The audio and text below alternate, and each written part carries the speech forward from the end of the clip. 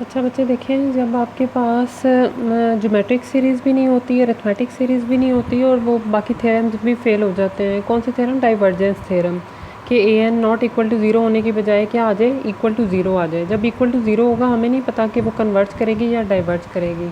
ये ऐसे क्वेश्चन जिनका हमें सम निकालना मुश्किल हो। जैसे फॉर एग्जांपल अगर आपके पास ये क्वेश्चन है square root of N, S1 लें तो 1 over square root of 1, S2 लेंगे A1 प्लस A2, SN क्या हो जाएगा, इन सब का सम।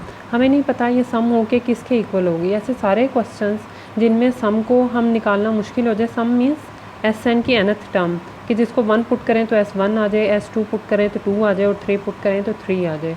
ठीक है, it is difficult to find the exact series. ऐसी सीरीज़ जिसमें एग्जैक्ट सीरीज़ हम SN निकालना मुश्किल हो, हम उसके लिए डिफरेंट टेस्ट यूज़ करते हैं। सबसे पहले टेस्ट हमारे पास क्या है कि हम उससे देख सकें कि सीरीज़ कन्वर्ज कर रही है या डाइवर्ज कर रही है। सबसे पहला टेस्ट हमारे पास क्या है?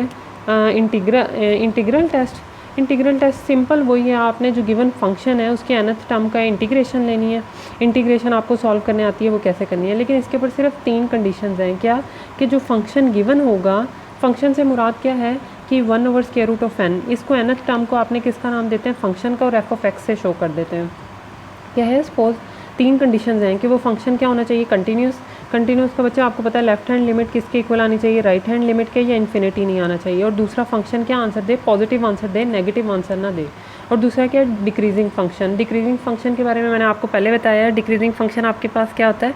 जब A1 का आंसर क्या हो, A2 से छोटा हो, बड़ा हो, और A3 उससे छोटा होता जाए, यानी जैसे जैसे n की वैल्यूज़ बढ़ाएं तो वो आंसर क्या होता जाए? बड़ा होता जाए। अच्छा, अब डिक्रीजिंग फंक्शन आपके पास क्या है कि A1 क्या होना चाहिए? Greater than A2, greater than A3 up to so on, यानी वैल्यू किसकी तरफ कम होती जाए। ठीक है, सिर्फ ये 3 कंडीशंस फंक्शन अगर सेटिस्फाई करता है, कौन कौन सी? कि वो आपके पास क्या हो? कंटिन्यूस हो, दूसरा पॉजिटिव, और थर्ड क्या है? Decreasing function. तो आपने सिंपल उसकी क्या ले लेनी है? इंटीग्रेशन। अगर तो इंटीग्रेशन का आंसर आ जाए तो आप क्या कहेंगे? ये फंक्शन आपके पास क्या करता है? कन्वर्ज कर रहा है। अगर वो इंटीग्रेशन का आंसर नहीं आता तो वो क्या कर जाएगा? आपके पास डाइवर्ज कर जाएगा। एक दफ़ा स्टेटमेंट पढ़ लें। Suppose f is continuous, positive and decreasing function. f क्या है? nth टर्म को, ऑन 1 टू इन्फिनिटी। लिमिट आपके पास 1 टू इन्फिनिटी गिवन है, नेचुरल नंबर्स हैं। इधर 2 टू इन्फिनिटी भी हो सकता है, 5 टू इन्फिनिटी भी हो सकता है, कोई फ़र्क नहीं, उन्होंने जनरलाइज आपको बताया। And let a n is equal to f of n, यानी nth टर्म को आपने किससे? एफ ऑफ एन है। Then the series summation n varies from a n is convergent if and only if the improper integral 1 to infinity f of x d x is convergent. क्या integral अगर convergent हो या integral exist कर जाए तो वो क्या होगा? कन्वर्जेंट होगा। कौन सा इंटीग्रल? एफ ऑफ एक्स, जो ए एन टर्म दी हुई है, एन को वेरिएबल्स को आपने किससे रिप्लेस कर देना है? एक्स से रिप्लेस कर देना है। अगर तो इंटीग्रेशन एग्जिस्ट कर जाएगी तो वो कन्वर्जेंट है, वो अदरवाइज क्या हो जाएगा? डाइवर्जेंट। क्या लिखा हुआ है? Integral 1 to infinity f of d x is convergent. कि इंटीग्रेशन अगर कन्वर्जेंट है तो ये आपके पास कन्वर्जेंट होगा, और अगर ये डाइवर्जेंट है तो ये आपके पास सम भी आपके पास डाइवर्जेंट। फंक्शन के ऊपर 3 कंडीशंस का होना लाजमी है, continuous, positive and decreasing function. मैंने जब भी क्वेश्चन देती हूँ एग्जाम में हमेशा थोड़े से डिफरेंट देती हूँ कि वो कंटिन्यूस ना हो, इसलिए आप लोगों को पता होना चाहिए कि फंक्शन की कंटिन्यूटी आपने कैसे चेक करनी है। अच्छा बच्चे देखिए, इससे रिलेटेड आपके पास एक क्वेश्चन है। क्या है कि किस तरह आप इंटीग्रल टेस्ट अप्लाई करेंगे? Test the series summation n varies from 1 to infinity 1 over n square plus 1 for convergence और डाइवर्जेंस।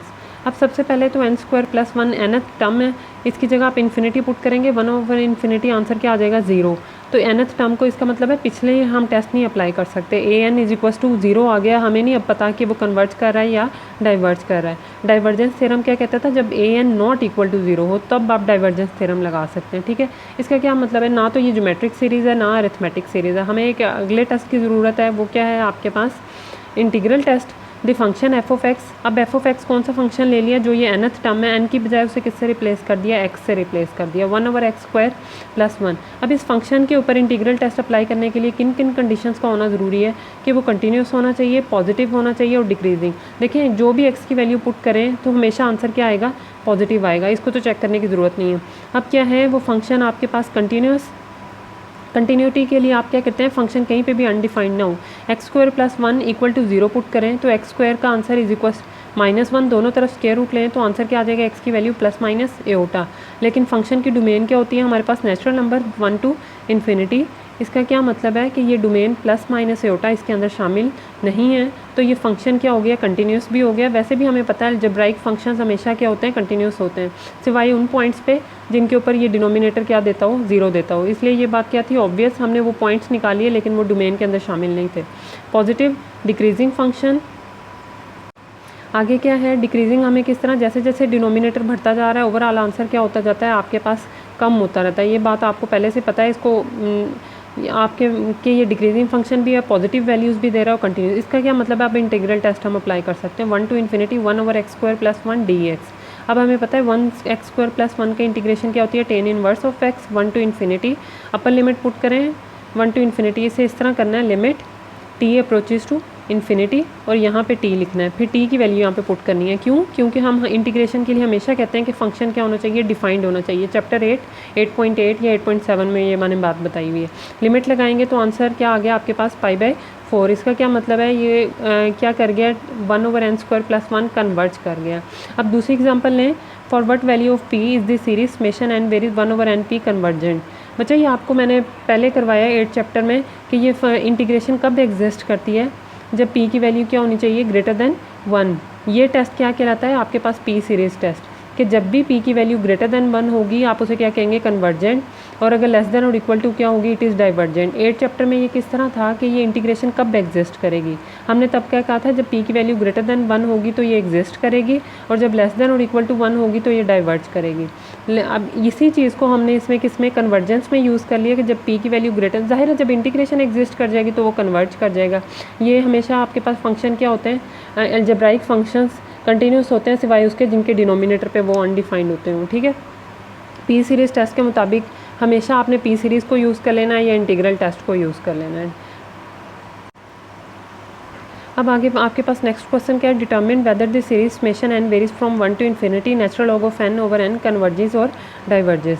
अब सबसे पहले फंक्शन इसका nth टर्म को आप क्या ले लेंगे, f(x) natural log of x/x। हमें पता है कि नेचुरल डोमेन 1 to इन्फिनिटी है, नेचुरल लॉग हमेशा पॉजिटिव आंसर देता है, और 1 भी ज़ाहिर है नीचे नीचे पॉजिटिव होंगे तो ओवरऑल आंसर हमेशा पॉजिटिव ही आएगा। दूसरा क्या है, कंटिन्यूस है हर x बड़ी वैल्यू 1 के लिए, 2, 3 नेचुरल लॉग भी हमेशा पॉजिटिव आएगा, और ये भी आपके पास क्या मतलब इधर पुट करने से ये भी हमेशा डिफाइंड रहेगा।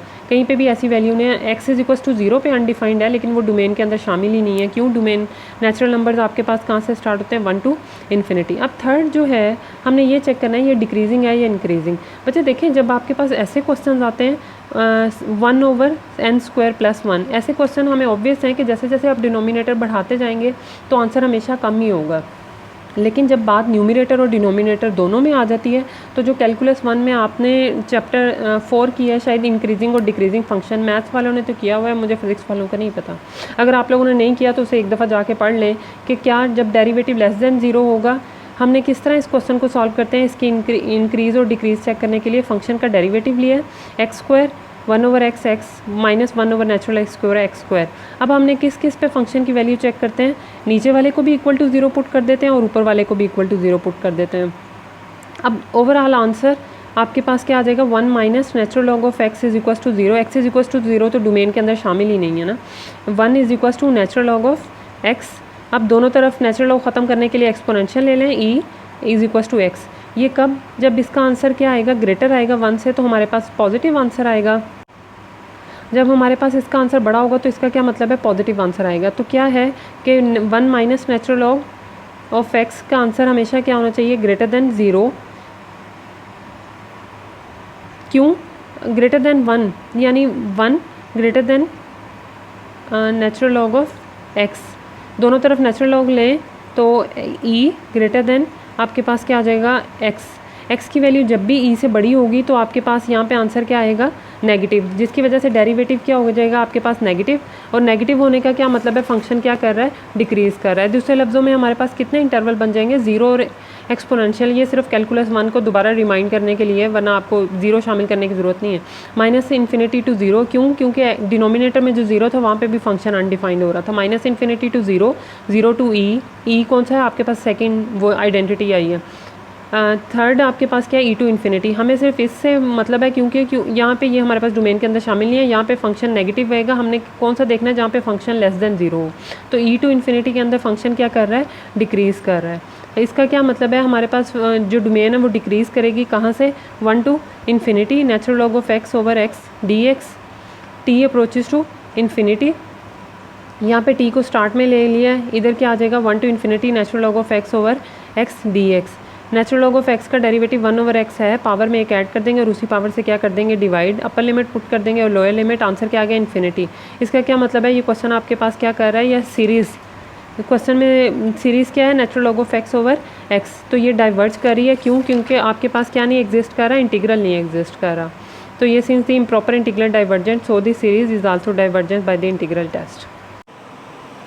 अच्छा बच्चों देखें, आपने अभी तक हमने क्या देखा है इंटीग्रल टेस्ट की मदद से कि सीरीज़ कन्वर्ज कर रही है या डाइवर्ज कर रही है, लेकिन उसका सम कैसे फाइंड करेंगे, उसके लिए हम किस तरह इस मेथड को लेके चलेंगे कि limit n approaches to infinity s n is equals to s. क्या है, n टर्म्स को आपने लिया है सम को, n को फिर क्या कर दिया अप्रोचेज टू इन्फिनिटी। इसका क्या मतलब है कि आप n+1 n+2 n+3 up to so on कहाँ तक सम को एज्यूम कर रहे हैं कि वो s के इक्वल है इन्फिनिटी तक, ठीक है। अब आर एन आपने क्या किया है, इसे लिखा है s minus s n. S जो है वो किसको शो करता है आपके पास, एस जो है वो आपके पास किसको शो करता है, सम को, कि जब टर्म्स जो हैं वो आपके पास इनफाइनाइट टर्म्स हैं। एस एन जो है वो पहली एन टर्म्स को शो करता है। अब जाहिर है यहाँ पे जो सम है वो 1 2 3 up to so on n n+1 इसके अंदर आएगा, सारी टर्म्स आएंगी। लेकिन ये एन टर्म्स के साथ कैंसिल होने के बाद आपके पास क्या बच जाएगा, an+1 an+2 plus up to so on, ठीक है। दोनों को डिफरेंस यानी इसकी n टर्म्स इसके साथ कैंसिल हो जाएंगी, सिर्फ कौन सी टर्म्स बच जाएंगी, n+1 n+2। अब क्या है आपके पास, देखें an+1 an+2 up to so on infinity छोटा होगा इससे integration from n to infinity. क्यों छोटा होगा, क्योंकि अगर यहाँ पे n+1 होता तब ये बात नहीं थी कि ये छोटा होगा, या तो ये हमेशा छोटा होगा आपके पास n टू इन्फिनिटी। इसमें आपके पास टर्म्स क्या हैं, ज़्यादा हैं, आपके पास टर्म ज़्यादा हैं। क्यों, n जो है n के बाद n+1 उससे पिछली एक टर्म है जो उससे वहाँ से इन्फिनिटी तक लेंगे, तो ज़ाहिर है इसका आंसर हमेशा बड़ा आएगा इसकी निस्बत, an+1 an+2। अब दूसरी तरफ आपके पास क्या है, आर एन an+1 n+2 हमेशा क्या होगी, बड़ी होगी किससे, जब ये infinity n+1 to infinity. n+1 ये इसके अंदर n+1 शामिल है और ये n+1 से शामिल है, ठीक है। n+1 देखिए 1.1 है, 1 के बाद एक चीज़ का शामिल होना और 1 को इंक्लूड ना होना, ये दोनों आपके पास इक्वल भी हो सकती हैं, ये और ये वाला आंसर आपके पास क्या होगा, बड़ा होगा। अब ये थ्योरम आपके पास कैसे बन जाएगा, suppose f of k is equals to a k where f is a continuous positive function. ये वही टर्म है कि जब आपके पास summation n varies from 1 to infinity हो तो आपके पास कंटिन्यूस पॉजिटिव फंक्शन क्या होना चाहिए, कंटिन्यूस भी होना चाहिए, पॉजिटिव। देखिए रिमाइंडर थ्योरम या सम भी तब भी लगेगा जब फंक्शन कंटिन्यूस भी है, पॉजिटिव भी है और डिक्रीजिंग भी है।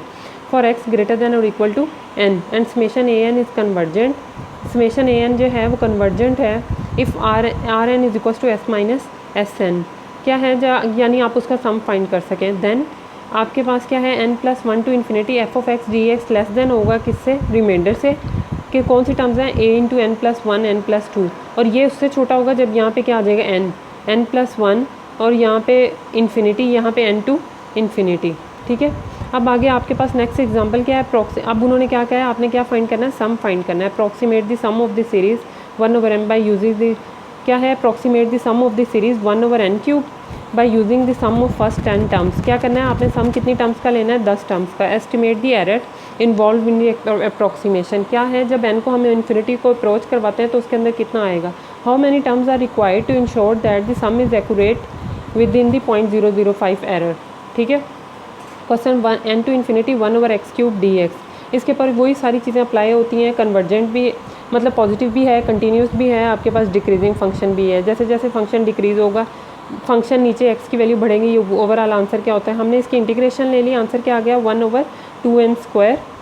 तो आपने हमेशा लिमिट लगानी है, limit t approaches to infinity, फिर आपके पास आंसर क्या आ गया 2n²। अब इसका ए पार्ट उन्होंने क्या पूछा है कि आप सम का एरर फाइंड करें, कितनी 10 टर्म्स का, 1/n³। इसका आंसर क्या आया था आपके पास 1/2n²। आगे हम यही यूज़ करेंगे 2n² जब इंटीग्रेशन यूज़ करनी होगी। फर्स्ट n टर्म्स का करना है। क्या करेंगे, यहाँ पे n की जगह 1 पुट करें, 1 का क्यूब, 1/2 का क्यूब, 3 का cube up to so on, इन सबको ऐड करेंगे तो आंसर क्या आता है 1.1975। ठीक है। According to the remainder estimate theorem क्या कहता है कि R10 का आंसर क्या होगा, लेस देन और इक्वल टू 10 टू क्यूब। इसकी इंटीग्रेशन हमने फाइंड की हुई है 1/2n², ये x², x की जगह यहाँ पे क्या पुट कर देंगे 10, अपर लिमिट पुट करने से वैसे ही आंसर 0 हो जाना है। तो आपके पास आंसर क्या आ गया 1/200, यानी रिमाइंडर, इसका एरर क्या है 1, रिमाइंडर की टर्म्स का आपके पास क्या आ जाएगा 1/200। अब बी पार्ट में उन्होंने क्या पूछा है, यानी एरर इसके अंदर आपके पास ये आ रहा है कि कितनी टर्म्स के लिए आपके पास है कि कितनी मैक्सिमम या मिनिमम टर्म्स आपको रिक्वायर्ड हैं। मिनिमम टर्म्स के लिए आप क्या है, मिनिमम टर्म्स की ये वाली चीज़ आपके पास है, मिनिमम साइन लगा रहे हैं कि कितनी मिनिमम टर्म्स आपको रिक्वायर्ड है कि एरर इतना हो, ये वाली चीज़ आप यूज़ कर रहे हैं। आर एन की जगह 0.005। बच्चे इक्वालिटी का साइन सिर्फ इसलिए चेंज हुआ है क्योंकि उन्होंने पूछा है कितनी मिनिमम टर्म्स रिक्वायर्ड है। मिनिमम के लिए आपने ये लेस देन का साइन लगा दिया, 1/2n²।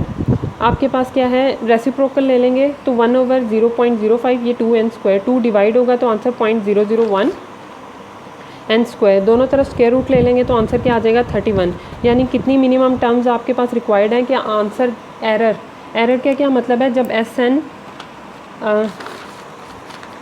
एन को जब आप इनइक्वालिटी लगाते हैं कि एस एन किसको अप्रोच कर रहा है, एस को, यानी एन अप्रोचेस टू इन्फिनिटी। तो इसके अंदर जब आप टोटल 32 टर्म्स को ऐड कर लेंगे तब अगर आप एन को इन्फिनिटी को अप्रोच करवाएंगे तो आपके ऊपर क्या होगा, वो सम एक्यूरेटली इक्वल होगा कि उसके अंदर एरर सिर्फ क्या है 0.005।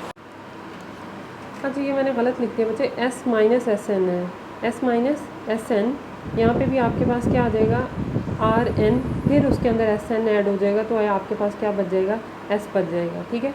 अब आपके पास रिमाइंडर थ्योरम क्या था, n+1 to infinity f of x d x less than और equal to r n less than और equal to n to infinity f of x d x.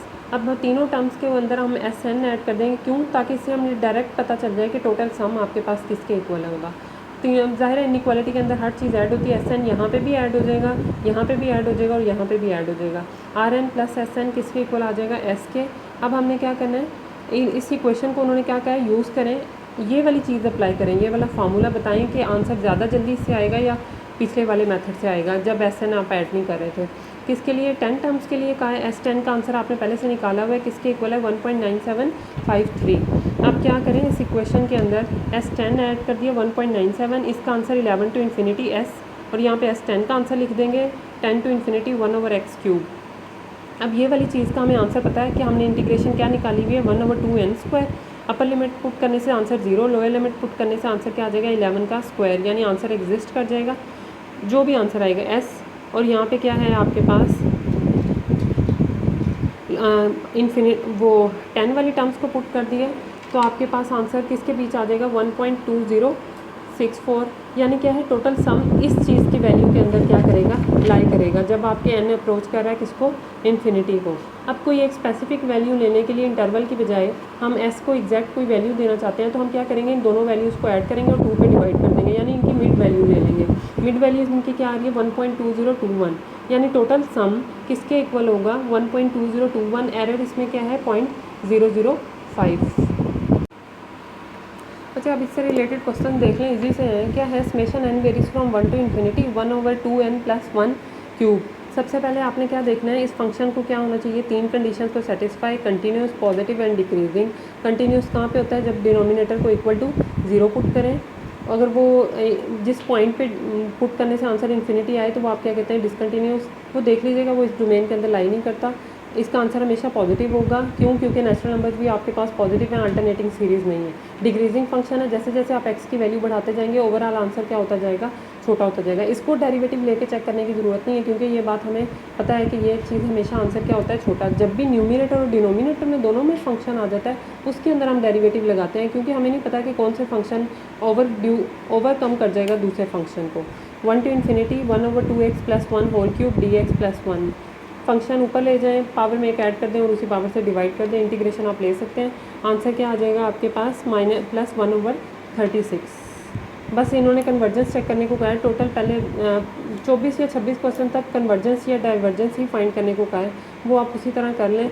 अब जिस तरह ये क्वेश्चन है 12 1/2 × 2 + 2 1/3, इसको nth टर्म हम खुद से लिख लें, n varies from 1 to infinity 1/n × n + 1। क्या मतलब है, n को जब 1 पुट करेंगे तो 1 × 1 प्लस के साथ 1/2 √3 3 पुट करेंगे तो ये n की वैल्यू क्या है 3 / 2। p सीरीज़ अप्लाई हो जाएगी, क्या है इसका आंसर 2 पे डिवाइड करने के बाद 1 पॉइंट समथिंग आ जाएगा 1.5।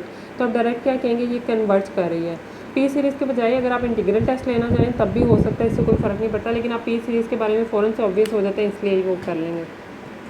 आगे क्या है question number 24, n summation n varies from 3 to infinity n²/en। अब इसकी कंटिन्यूस है फंक्शन, क्योंकि आपके पास n की वैल्यू e⁻n इन्फिनिटी कहीं पे भी नहीं दे रहा सिवाय इन्फिनिटी के ऊपर, ठीक है। इन्फिनिटी जो डोमेन के अंदर शामिल नहीं होती उसके साइड से ओपन इंटरवल होता है। f(x) क्या आ जाएगा x² + 1, कंटिन्यूस भी है, एक्सपोनेंशियल हमेशा पॉजिटिव टर्म आंसर देता है और वैसे भी नेचुरल नंबर पॉजिटिव है। अब इसका क्या करना पड़ेगा, हमें डेरिवेटिव लेना पड़ेगा, क्योंकि हमें नहीं पता कि इसका फंक्शन कैसे आपके पास चेंज होगा।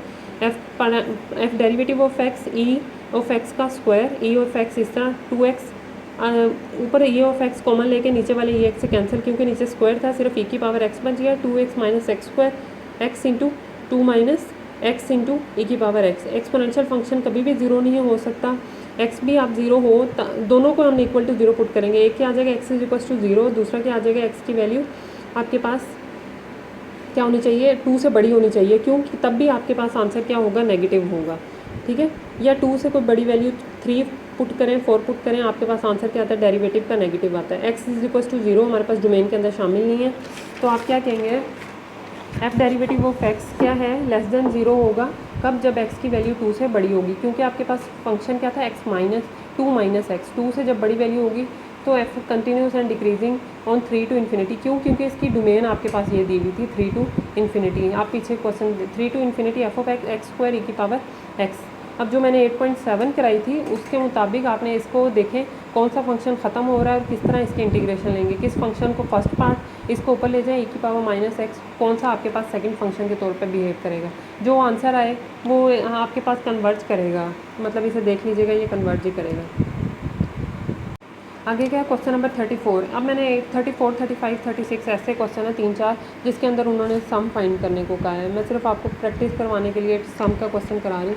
Find the sum of f(x) 1/x⁵ positive भी है फंक्शन, कंटिन्यूस भी है, सिर्फ x = 0 पे ये डिसकंटिन्यूस होता है, लेकिन वो डोमेन के अंदर शामिल नहीं है। और क्या है, आपके पास डिक्रीजिंग फंक्शन भी है, जैसे जैसे x की पावर बढ़ाते जाएंगे आंसर क्या होता जाएगा, आपके पास छोटा होता जाएगा। अप्लाई रिमाइंडर थ्योरम, Rn का आंसर क्या होगा, n to infinity 1/x⁵ dx। t को स्टार्ट में ले दें, d to t इसका इंटीग्रेशन ले लें, Rn किसके इक्वल आ जाएगा 1/4n। जनरल फॉर्म में आपके पास ये आ गया। अब आपने क्योंकि रिमाइंडर फाइंड करना है, कोई सा भी n चूज़ कर लें, आपकी अपनी मर्जी है, n 5 ले लें, 10 ले लें, 15 ले लें, लेकिन उतनी टर्म्स को आपको ऐड करना पड़ेगा। हमने फॉर एग्जांपल 5 लिया तो 1/4, 1, 2 का 4 अप टू सोन का 5 टर्म्स को ऐड किया तो आंसर क्या आ गया 1.03662।